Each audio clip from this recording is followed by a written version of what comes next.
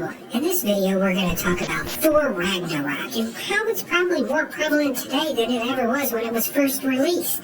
So without further ado, let's jump into it.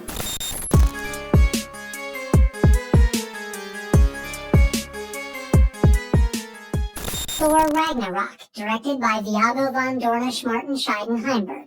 The film takes place in the Viking part of the Marvel Cinematic Universe. Our protagonist is bodybuilder Thor Odinson, whose workout regimen includes fighting God of War bosses. He heads home only to discover his brother Loki has misplaced their terminally ill dad, so they enlist some fan service and track Thor Sr. to the place they should have checked first, a random field in Norway. With 0 F's left to give, he tells them they've got a goth sister named Hela, who used to be VP of Hostile Takeovers. He heads to that big party in the sky, known as the Moon, just as Hela arrives to destroy Thor's merch. They take their fight to the streets, with Thor and Loki opting to fall into the void. Using a big lighter, she resurrects her big army and even bigger horse, which isn't a skeleton like the rest of the zombie things, but who cares? Thor wakes up on the Hunger Games planet, where he's sold into slavery by a lady named Val Kilmer, and after a quick pep talk from the Grand Wizard, Thor prepares for the big debate. Luckily, his first opponent is his old pal Shrek, and they hit it off, again and again and again. Bored of arguing domestic policy, Thor locates the Twin Jet, where Shrek shrinks back into Mark Buffalo. The Grand Wizard orders Val Kilmer to hunt them, but Loki brainwashes her to the light side.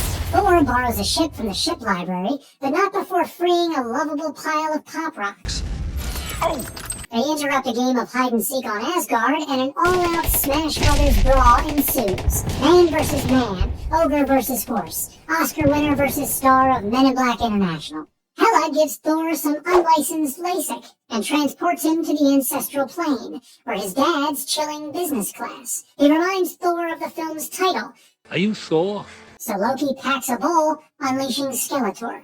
With the nightmare finally over, Thor flies what's left of his people right into Thanos' clutches. Frickin' idiot!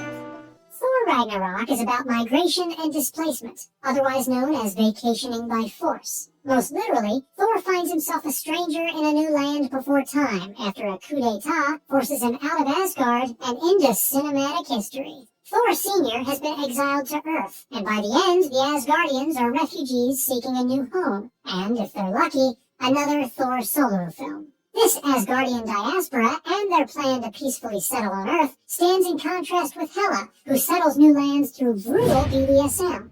Fittingly, during the opening boss fight, a Led Zeppelin song plays referencing Norse mythology and Clash of Clans. But later, it reprises as the Asgardians try to escape and Thor battles Hela's spooky mummies. In this context, the song's title, The Immigrant Song, points to the larger issue of how geopolitical conflict, or even a sibling rivalry, can drive the movements of people. As it turns out, the family feud functions to examine the role history plays in the collective consciousness of a nation. Odin wants everyone to believe he united the 9 realms through kumbaya good times, but Hela serves as a reminder of the truth, that he was a murderer, so bloodthirsty he literally drank it in an entirely different franchise. The film suggests that nations are built around founding myths, legends, and other celebrated lies. A subtle nod to this idea occurs when Loki, disguised as Thor Sr., puts on a school play to dishonestly enshrine himself as a hero of Asgard, when it's actually James Bond. Much like Odin's lie of a peaceful founding, the Grand Wizard runs a slave state while refusing to brand it as such. The slaves have armed themselves. I don't like that word. His founding myth is that he Frankensteined this trash world. When a Les Miserables overthrows him, he tries to spin his role as crucial. Can't have a revolution without somebody to overthrow. Hela is unable to claim legitimacy over the Asgardian people because Thor Sr. had buried her legacy. It's come to my attention that you don't know who I am. While Thor is welcomed because he's so damn cute. This preoccupation with confronting the past extends to the character's personal beefs. Val Kilmer is only able to rouse herself from her drunken stupor by confronting the memory of her mostly CGI defeat by Hela.